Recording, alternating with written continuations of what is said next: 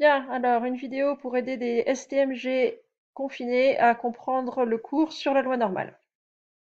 Le cours commençait de la manière suivante. Vous aviez un histogramme qui faisait le bilan des tailles des vêtements qu'ils avaient vendus. Donc ici, on voit qu'ils ont vendu assez peu de petites tailles, 34, 35. À partir de 36, ça monte pour atteindre un maximum en 40, 41. Et ensuite, ça redescend un peu moins de 42, 43. Et puis très peu de 47 et encore moins de 48. L'aire de chaque bâton ici est proportionnelle au pourcentage qu'ils en ont vendu. Vous avez les pourcentages en ordonnée. Ce qui fait que si j'appelle x la variable qui va me donner la taille d'un vêtement, la probabilité que x soit 40, c'est quel est le pourcentage de vêtements vendus en taille 40. Donc ici, taille 40, 16% de vendus. Donc la probabilité que x fasse 40, c'est égal à 0,16. De la même manière, la probabilité que x fasse 45, 45 c'est 4%, 4% c'est 0,04. Donc là, il n'y avait pas forcément de difficulté. Et la probabilité que la taille vendue ait été entre le 37 et le 40, eh ben, le 37, on a 5%, plus en 38, 9%, plus en 39, 13%, plus en 40, 16%, ce qui nous fait une probabilité totale de 5 plus 9 plus 13 plus 16, 43%, c'est-à-dire 0,43. Donc là, on est sur une répartition avec des tailles de vêtements. Les tailles de vêtements, c'est 34 ou 35, 36 ou 37, mais personne ne va prendre un vêtement en 37,1, en 40,3, ça c'est impossible. La difficulté qu'on a, c'est qu'en réalité, si je m'intéresse non plus à des tailles de vêtements, mais à des tailles de gens, à des poids de personnes, à des poids d'œufs, à des peu importe, en réalité, entre 39 et 40, j'ai tout un éventail de poids possibles. Si je prends entre 41 et 42 kilos, là encore, j'ai tout un éventail de poids possibles. Par contre, on retrouve, que ce soit pour les poids et pour les tailles, une répartition qui ressemble à ça. C'est-à-dire, il y a très peu de gens très petits ou très maigres, très peu de gens très gros ou très grands.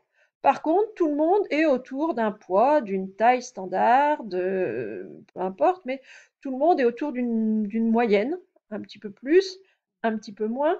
Donc là, une répartition comme ça en cloche, on retrouve ça dans beaucoup de phénomènes. C'est-à-dire qu'on se rapproche tous de la norme et il y a peu de gens euh, qui en sont éloignés en moins ou en plus.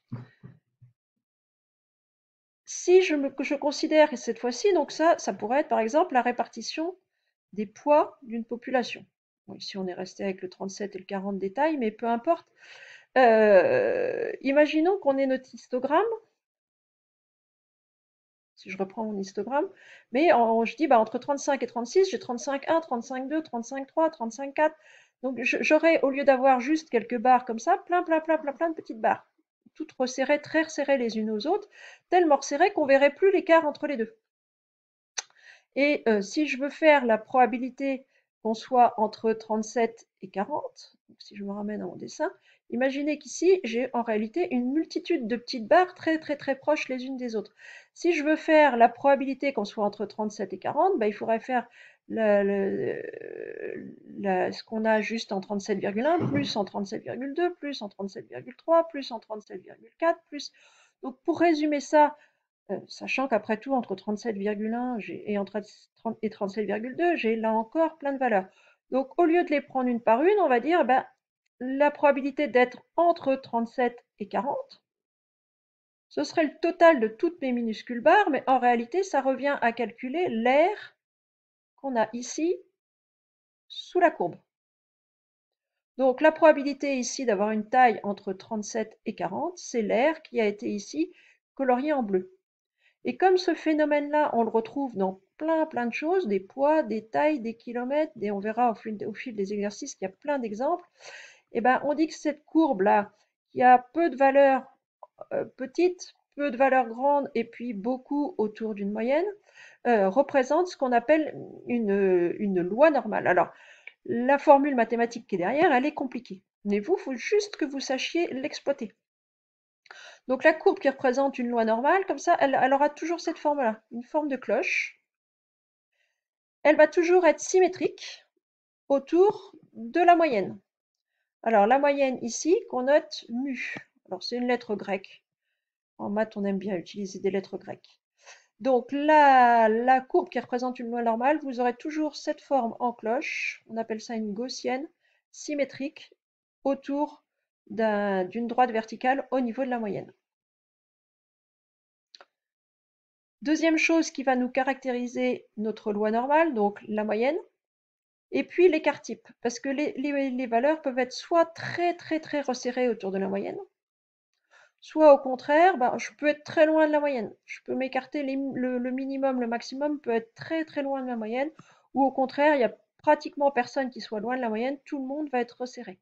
Ce qui va me faire que ma courbe va être plus ou moins évasée, ou plus ou moins resserrée. Ce paramètre-là, c'est ce qu'on appelle l'écart type. Alors, il se note sigma, et il donne la dispersion autour de ma moyenne. Donc, plus mon écart type est petit, plus mes valeurs sont resserrées autour de la moyenne, donc plus ma cloche va être pointue. Plus mon écart type est grand, plus mes valeurs sont dispersées autour de ma moyenne, et plus ma cloche va être large. Il faut savoir que l'écart type, c'est l'écart en réalité moyen par rapport à la moyenne. C'est-à-dire que si j'ai une moyenne à 12 avec un écart type de 3, ça veut dire qu'en moyenne, mes valeurs sont toutes écartées de 3 par rapport à 12. Un peu moins de 3 ou un peu plus de 3. Donc c'est une moyenne, donc je peux être écarté de 5 points par rapport à la moyenne, je peux être écarté de 8 points par rapport à la moyenne, mais en moyenne, les écarts par rapport à la moyenne, si mon écart type est de 3, ça veut dire en moyenne, j'ai des écarts autour de la moyenne qui valent 3. Alors, ça me donne quoi du coup sur mes probabilités? Donc, une variable qui suit une loi normale, on a ma courbe en forme de cloche. Première chose à savoir, c'est que l'air sous la courbe, sous la courbe, j'ai 100% de mes valeurs. Donc, l'air sous la courbe, si je fais le total, imaginez toujours notre minuscule barre, le total de toutes mes minuscules barres va faire 100%. Donc, l'air sous ma cloche, c'est 100%, mais 100%, en réalité, c'est 1. Donc, l'air sous une courbe qui représente une loi normale, c'est toujours, toujours, toujours, toujours, toujours, et quoi qu'il arrive, 1. Et quand on veut représenter une moyenne, une probabilité, pardon, une probabilité, c'est une R.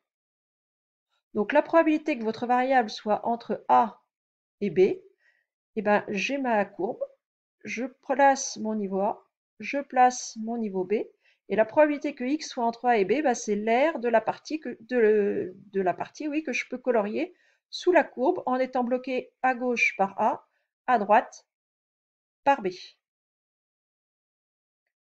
La probabilité que X soit plus petit que B, j'ai ma valeur B ici, je veux que mes valeurs soient plus petites que B, donc les valeurs plus petites, on les met à gauche.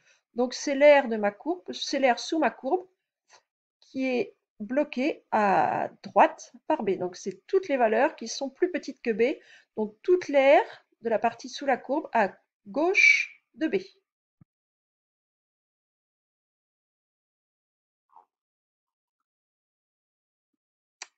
Et enfin, la probabilité que X soit plus grand que B. La probabilité que X soit plus grand que B, ça va être les valeurs plus grandes que B, on les met traditionnellement à droite de B. C'est l'aire sous ma courbe qui va être à droite du nombre B. Donc, entre deux valeurs, c'est sous ma courbe entre les deux valeurs. Plus petite qu'une valeur, c'est sous ma courbe toujours, mais à gauche de ma valeur. Probabilité qu'on soit plus grande qu'une valeur B, c'est sous ma courbe, à droite de ma valeur B. Quelques remarques. L'air sous la courbe, il vaut 1. Toujours. Donc la probabilité que X soit plus petite que B, ici, c'est-à-dire si je prends ce dessin-là, c'est la partie qui est restée en blanc. Et ça, c'est le total moins ce que j'ai colorié en bleu. Donc le total 1 moins, et ce qui est colorié en bleu, c'est la probabilité que X soit plus grand que B. Comme la courbe est symétrique par rapport à la moyenne, symétrique, ça veut dire que si je plie ma courbe le long de cette droite, la partie gauche va venir se superposer exactement sur la partie droite. Vous avez fait ça dès l'école primaire de la symétrie. Bon, bah, comme l'aire totale vaut 1, je la coupe en deux par cette droite-là. J'ai la même aire à gauche et à droite. Donc, la moitié de 1, j'ai 0,5 à gauche, 0,5 à droite. Et à gauche, bah, c'est la probabilité que x soit plus petit que mu, cette aire-là. Et à droite, l'aire qu'on a là, c'est la probabilité que x soit plus grand que mu. Donc là encore, quand on a une courbe qui représente, quand on a une loi normale, même la probabilité que x soit plus petit que la moyenne, c'est la même que la probabilité d'être au-dessus de la moyenne, et c'est 0,5, quoi qu'il arrive.